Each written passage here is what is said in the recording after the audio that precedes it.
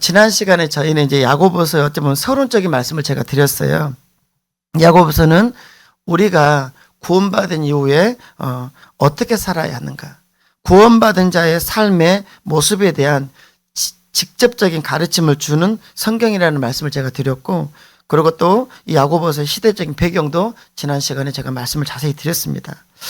이때 당시는 로마의 어떤 박해와 그리고 교회 내부에서 이단들의 공격이 정말 무지막지하게 세가지고 많은 성도들이 믿음의 길에서 떠나고 있었다라는 거죠. 그래서 야고보서의 저자인 예수님의 동생이었던 야고보, 이 동생 야고보는 예루살렘 교회 이제 감독이었던 겁니다. 쉽게 말하면 담임 목회자라고 생각하시면 좋겠어요. 예루살렘 교회 감독으로서 이런 당시의 상황에서 믿음의 길을 떠나고 이제 다시 유대교로 복귀하고 있는 그들을 그 믿음의 길에서 벗어나지 않도록 해야 했던 겁니다. 목회자로서.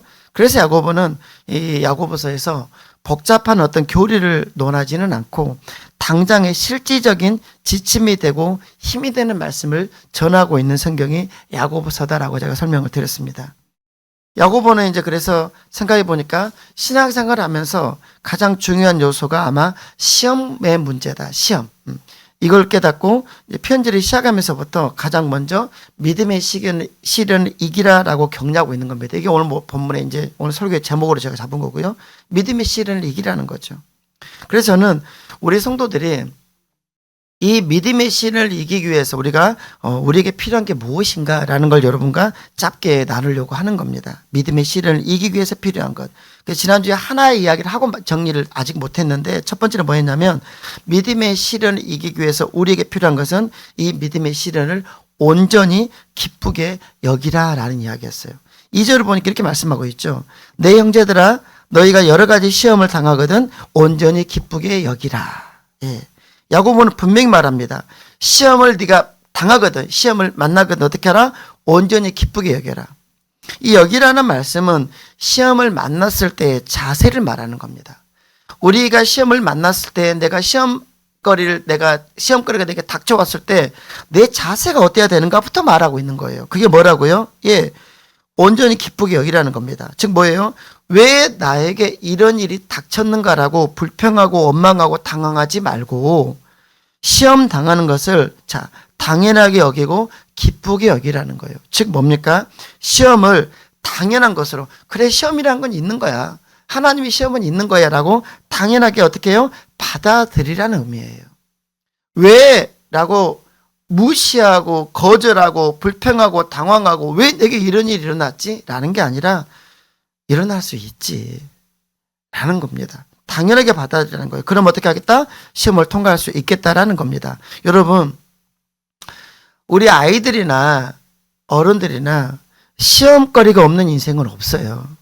테스트는 당연한 거예요. 시험이 기다려지고 유쾌한 것은 아니지만 시험이 있기에 우리의 실력이 시험 때문에 내 실력이 증명되고 때로는 그 시험을 통해서 테스트를 통해서 내 수준이 지금 어느 정도 수준인지를 정확하게 알게 되고 더 인내하며 노력하게 되는 겁니다. 그 결과 뭡니까? 자기의 수준을 알기 때문에 발전하게 되는 거예요. 그래서 베드로 사도도 야고보와 마찬가지로 베드로전서 4장 12절에서 뭐라고 말하냐면 사랑하는 자들아 너희를 연단하려고 오는 불시험을, 우리를 강하게 하려고, 우리를 강하게 만들어주려고 오는 불시험, 어려운 시험입니다. 이 어려운 시험을 이상한 일 당하는 것 같이 이상히 여기지 말고 라고 말해요. 우리를 연단하고 우리를 강하게 해서 하나님의 도구들로 쓰시기 위해서 우리에게 오는 그 불시험, 어려운 시험을 이상한 일 당하는 것처럼 이상하게 여기지 말고 어떻게 해요? 당연하게 여겨라. 왜? 그래야 우리는 어떻게 해요? 단단해진다. 여러분, 그러면 우리가 이 시험을 만났을 때 기쁘게 여겨야 될 그러면 구체적인 이유는 뭐냐라는 겁니다. 그게 3절에 나와요. 이는 뭡니까? 시험을 당연히 여기는 것인데요. 이 시험이 뭡니까? 인내를 만들어낸다는 겁니다. 여러분, 우리 인생은 이걸 여러분이 인정하지 않을지 모르겠지만 우리 인생은 내가 계획한 대로 되지 않더라고요. 내 계획대로 인생에 가지 않아요. 시간표대로 내가 원하는 내 인생의 플랜대로 인생에 가지 않아요. 아직까지 저는 그런 인생 한 번도 그랬다라고 고백하는 인생 저는 아직까지 만나본 적은 없어요. 인정하고 싶지 않더라도 이게 인생이라는 겁니다. 인생길에는 언제나 형통함만 있는 것도 아니고 그렇다고 언제나 불행함만 있는 것도 아니더라는 거예요. 하루에 밤과 낮이 교차하는 것처럼 우리 인생에도 형통과 불행 이 두 가지가 서로 교차하며 병행하더라는 겁니다. 이게 인생이더라는 거예요. 그런데 인생의 깊은 밤을 만났을 때 그 시간과 그 고통을 참지 못한다면, 즉 인내하지 못한다면 그 사람은 결코 인생에서 밝은 대낮은 형통한 인생은 경험하지 못할 겁니다. 인생에 반드시 밤이 오거든요. 밤이라는 시간이 있어요. 근데 그 시간을 우리가 그 고통을 인내해내지 못하면 그 사람의 인생에 밝은 대낮은 없어요. 뭐하고 왔습니까? 우리 학생들이 시험 공부의 고통을 견뎌내지 못하면 아름다운 좋은 성적 자기가 원하는 건 얻어내지 못하는 것과 똑같은 겁니다. 결국 형통과 불행이 뒤섞여 인생을 살아낼 가장 중요한 힘. 그러니까 인생은 형통함과 불행이 같이 뒤범벅이 되어서 움직이고 있는데 이 인생을 살아낼 가장 중요한 힘은 여러분 따라서 하겠습니다. 인내. 참는 겁니다. 참는 것. 저는 그래서 교회 아이들에게 제일 많이 제가 하는 게 어떨 때는 참는 훈련을 시킵니다. 얘 집에 가고 싶어요. 공부하기 싫어요. 때로는 어쩌고 저쩌고 하고 싶으면 어떻게 해요? 저 못하게 합니다. 참아. 견뎌. 버텨. 제가 제일 많이 하는 말입니다. 버티라는 거예요. 이건 어른들도 마찬가지예요. 때로 여러분 버티셔야 돼요. 여러분 결혼 생활도 상대방을 인내하지 못하면 이혼해야 합니다. 직장 생활도 여러 가지 모습들을 인내하지 못하면 사표 써야 되는 거고요. 우리의 꿈, 아이들이나 어른이나 꿈이 있는데 이 꿈을 이루어가는 과정에서도 그 꿈의 결승점을 통과하기까지 인내하지 못하면 참지 못하면 절대로 여러분 꿈에 도달할 수 없어요. 아무리 기도한다 한들 이길 수 없어요. 도달할 수 없어요. 여러분 이처럼 인내라는 것 굉장히 중요합니다. 참아야 된다. 따라서 하겠습니다. 여러분 참읍시다.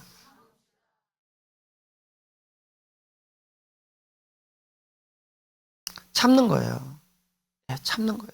여러분 아무리 부러운 직장을 다니고 있는 그 사람 저 사람은 너무 좋겠다. 저 연봉에 저 직장 저 신의 직장을 다니는데 얼마나 좋을까. 다녀보세요. 진짜 좋은지. 다녀보시라는 거예요. 진짜 좋냐는 말이지. 아니에요. 여러분 좋지 않아요. 그래서 여러분 참아내는 겁니다. 참는 거예요. 내 육체의 욕구를 그럴 수 있겠죠. 내 욕구대로 살고 싶어요. 음란한 욕구대로 뭔가를 하고 싶은 욕구대로 배우자와 살면서도 막 하고 싶은 대로 그러면 어떻게 될까요? 이혼입니다. 그러면 이혼이에요. 어떻게 하는 거예요? 참는 거예요. 인내는 이렇게 중요한 겁니다. 그런데 이렇게 중요한 인내, 인생을 살아갈 때 가장 중요한 게 인내라고 할 수 있는데 이 인내는 언제 만들어진다고요? 3절을 다시 보세요. 이는 너희의 믿음의 시련이 뭘 만들어낸다? 시험을 당할 때 그 시험을 당연한 것으로 여기며 그 시험거리를 참아낼 때 어떻게 해요? 인내가 만들어진단다. 인내는 그냥 안 만들어. 절대로 그냥 안 만들어집니다. 여러분 제가 부모님들에게 꼭 부탁합니다. 작은 아이들을 데리고 있는 부모님들에게 더욱더 부탁합니다. 어릴 때 애들이 힘들다고 찡찡대면 그냥 다 해주지 마세요. 때로는 어쩔 때는 그래 해주고 싶어요. 그럼 어떻게 해요? 두 손 딱 쥐고 안 되라고 하셔야 돼요. 안 돼. 참아. 어떤 분들은 저보고 독하다고 하는 분들도 있을지 모르겠어요. 우리 꼬맹이 아이들 예배에서 같이 드린다면 이거 믿지 않습니다. 목사님들께서. 어떻게 5살, 6살, 7살짜리 애들이 어른들과 같이 예배 드리냐. 그런 교회가 어딨냐. 우리 교회가 있습니다. 근데 제가 어느 부분에서 용납을 안 해주는 거예요. 독하죠. 왜 용납을 안 할까요? 여러분 40분 30분 하는 목사의 설교도 인내하며 참지 못하고 몸을 삐그덕거리는 아이들이 학교를 가가지고 30분 40분 그 어려운 영어 수학 수업을 들을 수 있을까요? 못 들어요. 우리말로 하는 설교도 못 알아먹는데 영어 수학 이야기를 듣겠냐고요. 근데 부모들은 다르게 생각해요. 내 아이는 그러지 않을 거다. 여러분 훈련시키셔야 돼요. 그런데 우리는 그러지는 못하거든요. 왜요? 안타까우니까. 엄마 졸려 죽겠어요. 오늘 교회 안 가면 안 돼요. 그래 쉬어라. 그럴 때 끄집어내서 나올 수 있는 힘이 있어야만 그 아이들은 애배자가 되기 시작해요. 그게 인내라는 겁니다. 내 아이가 세상에서도 뛰어나고 하나님 안에서도 뛰어난 자가 되기를 바라는 마음은 우리에게 다 있지만 내 아이가 인내하지 못하고 삐그덕삐그덕하면서 조금만 어리면 픽 쓰러지고 조금만 픽 쓰러질 때 그 쓰러진 아이를 일어나야 돼. 버텨야 돼. 라고 가르치지를 않으면서 그렇게 빤듯하게 서기를 원한단 말이에요. 누가요? 다른 교회 성도들이. 그 아이는 절대로 인내를 배울 수 없을 거예요. 그 아이는 성인이 되어서도 인생을 조금만 힘들면 식당 때려치고 나올 것이고 결혼을 해서도 배우자가 조금만 힘들면 이혼하자고 할 것이고 그리고 결혼을 살면서도 그 인생은 지 하고 싶은 대로 살 거예요. 지 하고 싶은 대로. 배우자가 얼마나 힘든지도 모르고 지 하고 싶은 대로 술 먹고 도박하고 다른 데 가고 하고 싶은 대로 살 거예요. 그래 놓고 니만 참으라는 거지. 지는 안 참으면서. 여러분, 인내는 어려서부터 가르치셔야 됩니다. 그러기 위해서 부모님들은 때로는 고통스럽지만 독해주셔야 돼요. 그래야 아이 하나 빤듯하게 키울 겁니다. 여러분, 우리에게 인생을 살면서 수많은 시험이 여러 번 닥쳐올 거예요. 그 시련을 우리는 기쁘게 여기고 그 기쁘게 여기며 그 시련을 이겨내는 동안에 인내라는 값진 보화를 여러분이 얻기를 바랍니다. 그래야 인생에서는 성공할 수 있어요. 두 번째, 믿음의 시련을 이기기 위해서 인내를 온전히 이루라고 말합니다. 4절을 보세요. 인내를 온전히 이루라. 이는 너희로 온전하고 구비하여 조금도 부족함이 없게 하려 함이라 라고 말씀합니다. 야고보는 본문에서 우리가 인내를 온전히 이루어야 된, 인내를 온전히 가져야 될 이유를 세 가지로 분명하게 언급합니다. 뭡니까? 예, 온전하기 위해서. 그 다음에 뭡니까? 구비된 사람이 되기 위해서. 세 번째 뭡니까? 조금도 부족함이 없는 인격자를 만들기 위해서. 결국 인내해야만 이 세 가지가 이루어진다라는 겁니다. 예, 온전해지고 구비된 사람, 모든 조건에 구비된 사람이 되는 것이고 조금도 부족함이 없는 사람이 되더라는 겁니다. 결국 무엇으로? 인내로, 참는 걸로. 세 가지 이루는 거예요.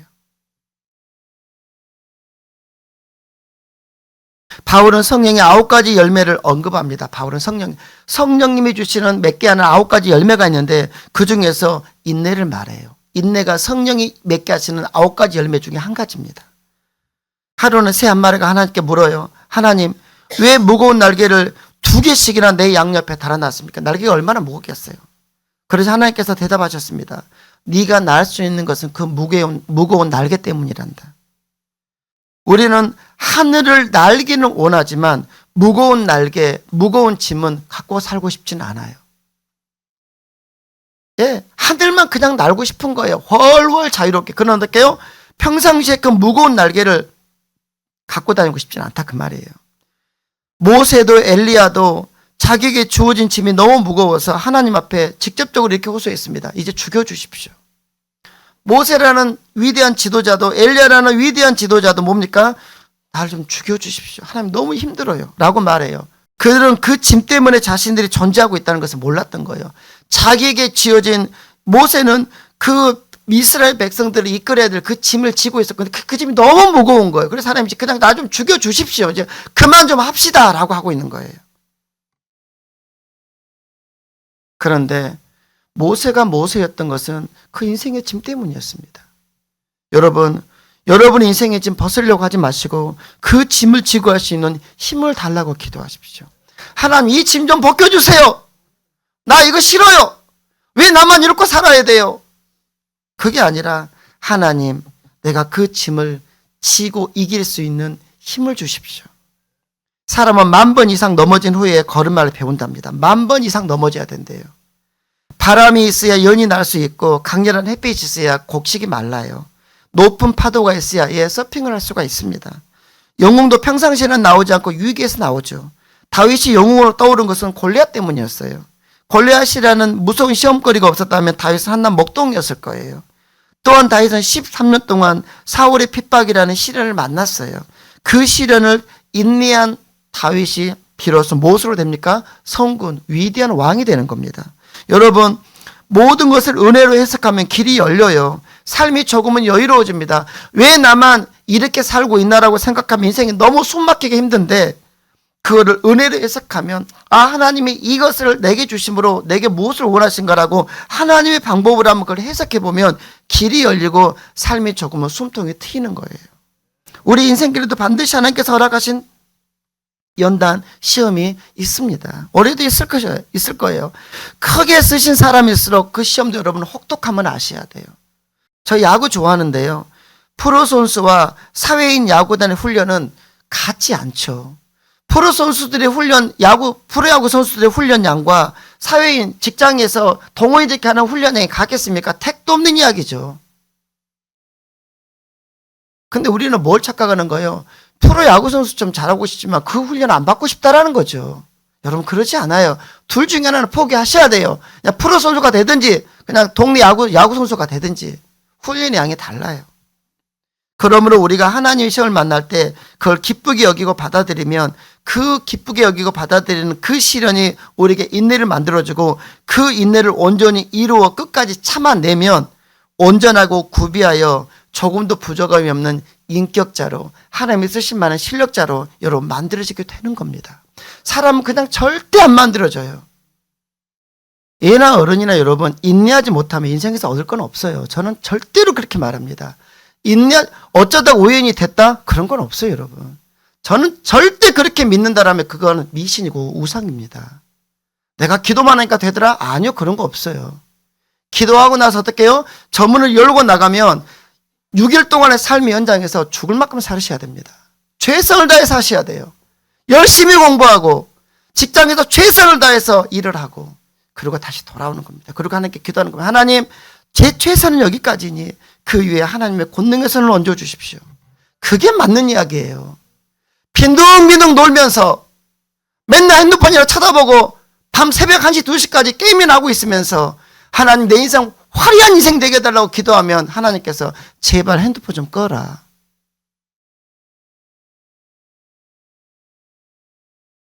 직장생활을 엉망으로 하면서, 가정생활을 엉망으로 하면서 좋은 남편으로, 좋은 아내로, 훌륭한 직장인으로 인정받기를 원한다면 여러분, 그 꿈 깨셔야 돼요. 깨셔야 돼요. 인내입니다. 그 인내가 없으면 사람은 만들어지지 않아요. 세 번째, 믿음의 시련을 이기기 위해서 따라서 하겠습니다. 지혜를 구해야 합니다. 5절을 보면 계속해서 야고보는 이렇게 말합니다. 너희 중에 누구든지 지혜가 부족하거든 모든 사람이 후히 주시고 꾸짖지 아니하시는 하나님께 구하라. 그리하면 주시리라. 예, 우리가 인생을 살다 보면 여러 가지 크고 많은 문제들, 시험거리를 만날 때 여러분, 지혜롭게 결정하고 판단해야 일이 됩니다. 지혜가 필요해요. 그런데 문제는 우리에게 그럴 만한 지혜가 없다라는 거죠. 그걸 알고 야고보는 우리에게 말하는 겁니다. 우리 앞에 닥친 시험을 이길 수 있는 능력이나 지혜가 우리에게 없기 때문에 야고보는 그 시험거리를 이기기 위해서, 그 시험을 통과하기 위해서, 믿음의 시련을 통과하기 위해서는 지혜를 구하십시오라고 말하는 거예요. 뭘로요? 따라서 하겠습니다. 기도로. 기도로. 여러분, 지혜라는 게 뭘까요? 옛날에 이런 얘기가 있었답니다. 중국의 어느 마을에서 코끼리 무게를 제할 일이 생겼대요. 코끼리 무게. 이번에 가서 코끼리를 타봤는데요. 예. 사람들은 그래서 이렇게 생각했어요. 어른들은 저 코끼리를 실을 만큼 큰 저울을 만들어서 무게를 재면 좋겠는데, 근데 그 저울을 만들 방법이 없는 거예요. 그래서 어떻게 할까 그래서 그럼 코끼리를 토막낼까? 토막낼 수 없잖아요. 코끼리 죽어버리는 건데. 산채로 무게를 재야 되는데, 어른들이 이렇게 고민할 때 6살짜리 꼬맹이 조충이 자기가 코끼리 무게를 재보겠다는 겁니다. 그래서 어른들이 의아해서 그래 어떻게 해 했더니 조충은 이런 방법을 썼대요. 6살짜리가 하는 이야기입니다. 우선 저 코끼리를 배에다 태우십시오. 그래서 처음에 있을 때 이걸 이렇게 찌 그어놓고 코끼리가 타서 이제 물에 쭉 들어갈 거 아닙니까? 그러면 거기를 누금을 딱 그리라는 겁니다. 그리고 코끼리를 배에서 내리라는 겁니다. 그리고 이제 그 배에다가 돌을 올리는 건데, 코끼리 근을 이렇게 딱 실었을 때 배가 쭉 내려갈 거 아닙니까? 그 눈금선만큼 돌을 실으라는 거예요. 그리고 나서 그만큼 딱 되면 돌을 멈추고 다시 돌을 하나씩 빼가지고 그 돌 무게를 재가지고 더하라는 겁니다. 뭔 얘기인지 아시겠죠? 어른들의 조충의 지혜 감탄하지 않을 수 없을 때 여러분 이게 지혜라는 겁니다. 여러분 지혜는 지식과 달라. 유대인들이 이걸 구별합니다. 지혜와 지식을 다르게 이해하거든요. 지식은 땅에서 나고 지혜는 어디서 온다? 하늘에서 온다고 말해요. 아무리 공부를 많이 하고 석박사가 되더라도 지혜가 생기는 건 아니라는 겁니다. 왜요? 지혜는 사람을 통해서 자연을 통해서 경험을 통해서 얻어지기도 하지만 궁극적으로 지혜를 주신 분은 누구시니까 하나님이시기 때문에 지혜는 하늘로부터. 그래서 그 어른들이 하지 못하는 그 일을 6살짜리 꼬맹이가 할 수 있더라는 겁니다. 이게 뭐라는 거예요? 이게 지혜라는 겁니다. 그래서 어떻게 해요? 그 지혜가 있으면 시험을 뚫고 나갈 수 있기 때문에 근데 우리에게 무엇이다? 그 지혜가 부족하더라. 그래서 어떻게 하라? 야고보는 하나님께 겸손히 지혜를 달라고 구하라라는 이야기입니다. 그럼 어떻게 할 수 있다? 얻을 수 있단다. 이게 오늘의 약속의 말씀이에요. 위대한 신앙의 인물들은 하나님이 지혜를 주시는 분임을 그들은 알았어요. 그래서 어려운 시험 만날 때마다 하나님께 지혜를 구했고 그 지혜를 가지고 그 시간들을 이겨내는 줄 믿으시길 바랍니다. 모세는 홍해 앞에서 진퇴양난의 상황에서 기도한 중에 홍해를 가르는 지혜를 얻었고 솔로몬은 왕이 된 후에 일천번제를 통해서 지혜를 얻었다라고 성경을 쓰고 있습니다. 여러분 지금 여러분 앞에 닥친 시험을 이길 수 있는 능력이나 지혜가 우리에게 없다면 맞네. 나는 이 나이에 먹도록 그런 지혜가 없네. 그럴 수 있습니다. 그러나 괜찮아요. 만약 그렇게 여러분이 느끼신다면 우리는 지혜의 근원이 되시는 지혜를 주실 수 있는 그 하나님께 믿음으로 겸손히 지혜를 구할 수 있어야만 합니다. 네. 그러면 하나님께서 어떻게 하시겠다고요?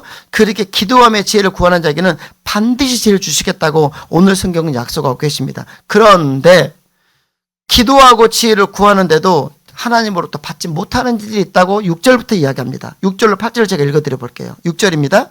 오직 믿음으로 구하고 조금도 의심하지 말라. 자 보세요. 의심하는 자. 하나님 지혜를 주세요라고 기도했어요. 그런데 기도하고 나서 어떻게 하는 겁니까? 의심해요. 진짜 주실까? 이렇게 의심하는 자는 마치 바람에 밀려 요동하는 바다 물결 같으니 이런 사람은 무엇이든지 주께 하나님께 얻기를 생각하지 말라. 못 얻는단 말입니다. 두 마음을 품어 지혜를 얻고 싶은 마음과 정말 주실까? 주실 수 있나? 라는 이 두 마음을 품어 모든 일에 정함이 없는 자로다. 야고보는 분명히 언급합니다. 얘들아 지혜가 없지. 그럼 구해. 그럼 주셔. 그러면 거기까지만 해. 구하고 얻는다라고 구하면 주신다라고 그냥 단순하게 믿어. 근데 어떻게 해요? 한 번 더 나가. 정말 나에게도 별로 생각을 해요. 그럼 어떻게 하시겠다? 그냥 생각하지 마라. 그 사람 못 얻는다. 여러분 의심 없이 지혜를 구하고 그 지혜를 받아 시험을 이기는 여러분 되시 주님을 축복합니다. 그러면 그 지혜를 통해서 우리는 시험을 이기고 승리하게 되는 겁니다. 마지막 네 번째 따라서 하겠습니다. 빈부의 시험을 이겨야 합니다. 9절로 10절입니다. 낮은 형제는 자기의 높음을 자랑하고 부한 자는 자기의 낮아짐을 자랑할지니 이는 그가 풀의 꽃과 같이 지나감이라. 자 보세요. 요즘은 우리가 인정하겠지만 돈이 세상을 지배하죠. 사람들은 돈에만 관심이 있습니다. 돈이 성공의 척도고요. 인간 가치의 척도가 되는 겁니다. 이러한 돈 문제는 믿는 사람에게도 예외가 아니에요. 예수님께서 마태복음 6장 24절에서 너희가 하나님과 재물을 겸하여 섬기지 못하느니라 라고 말씀하셨어요. 하나님과 재물을 동등하게 언급하는 겁니다. 어떻게 하나님과 재물이 같습니까? 근데 어떻게 해요? 지금 사람들은요. 돈과 하나님을 동등하게 아니 제가 생각할 때는 믿는 사람들 중에서도 돈이 하나님보다 위에요. 돈이 더 위입니다. 자본주의 시대를 살아가잖아요. 우리가. 그런 우리들에게 이 돈의 이 재력의 영향력은 엄청날 수밖에 없죠. 야고보는 9절에서 이렇게 말합니다. 낮은 형제에게 자기 높음을 자랑하라고 말해요. 낮은 형제. 여기서 낮은 형제라는 것은 이런 사람입니다. 가난하고 지위가 낮고 권세가 없고 못 배운 사람들. 한마디로 약한 사람들, 사회의 취약계층들. 이런 사람들은 낮은 형제랍니다. 근데 이 낮은 형제가 뭐라고요? 자기 높음을 자랑하래요. 뭔 소리래? 뭐가 자랑할 게 있어요? 이렇게 낮은 사람들, 아무것도 없는 사람들, 나는 아무 쓸모없는 사람이고 아무 하나님 복도 받지 못한 사람이라고 생각하고 살기 쉽습니다. 이런 사람들은. 제가 이번에 우리가 태국에서 이제 다녀오시면 알겠지만 성도들 가정을 신방을 했는데 마지막 가정은 이제 아마 거기서도 나올 건데요. 사진에도 있는데 70대신 여자 성도님이셨어요. 근데 그분의 집은 들어갈 수 없었어요. 왜요? 들어가면 무너진대요.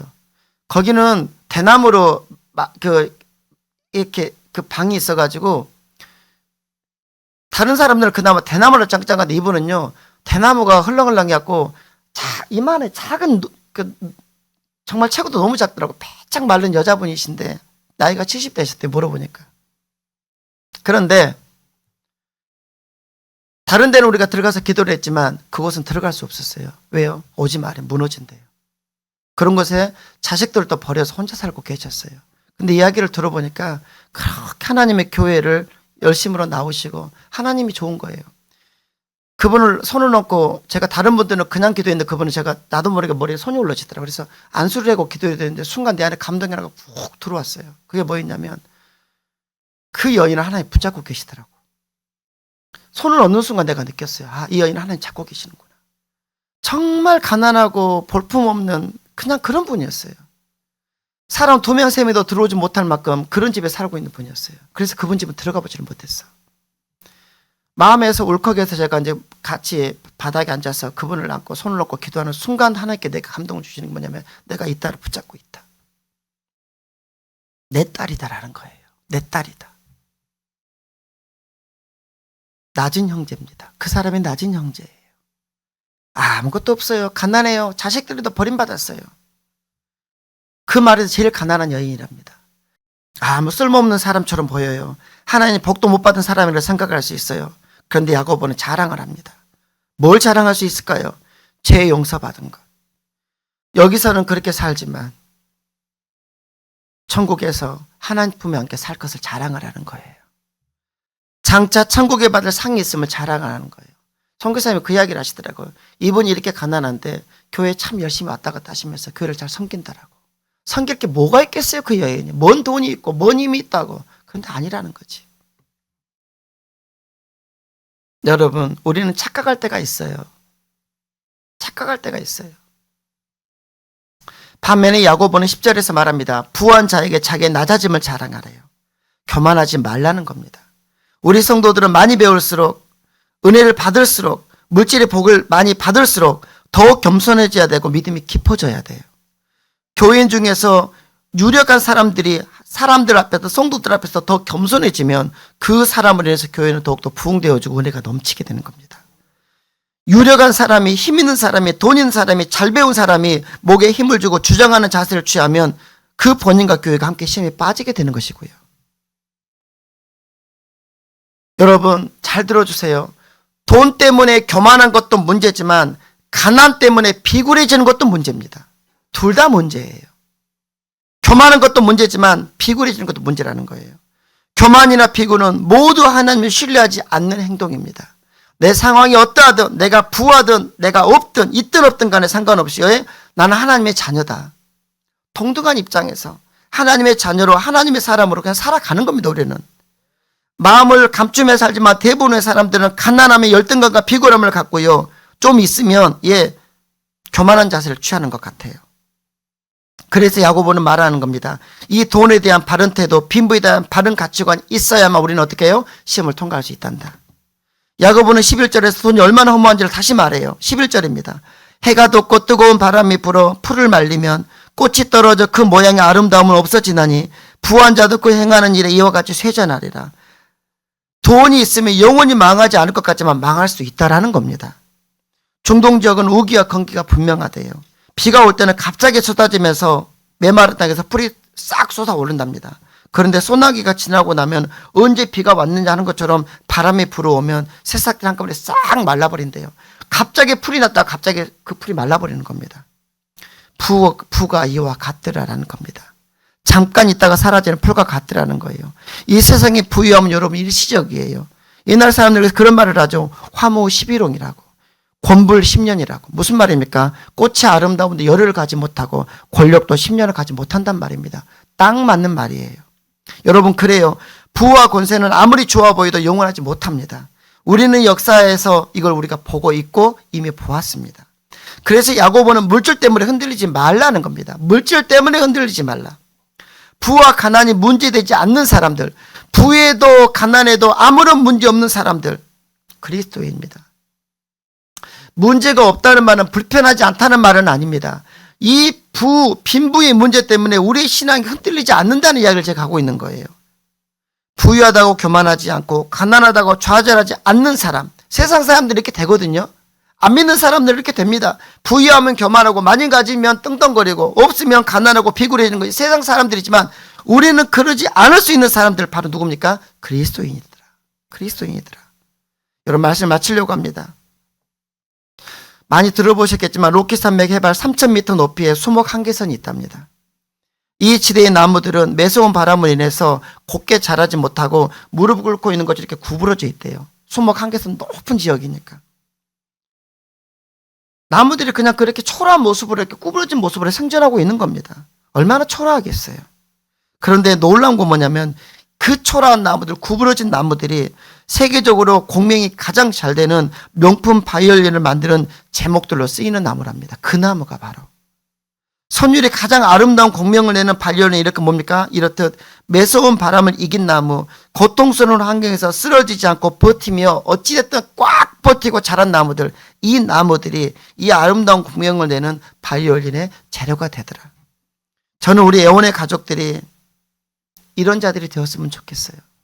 수목 한계선을 자라는 것처럼 세상에 매서운 바람, 세상에 어떤 자본주의 매서운 바람이 막 오더라도 그 바람에 맞춰 우리가 꿋꿋이 이겨내면서, 그래서 때로는 구부러진 한이 있더라도 버텨내면서 그 시련이 다가올수록 그걸 온전히 기쁘게 여기고 인내를 온전히 이루어서 지혜를 구하며 시련을 극복함으로 승리해서 성장과 성숙의 계기로 삼는 저와 여러분 우리가 되기를 주님의 이름으로 축복합니다. 그래서 멋지게 쓰이면 우리 모두가 되기를 주님의 이름으로 축복합니다.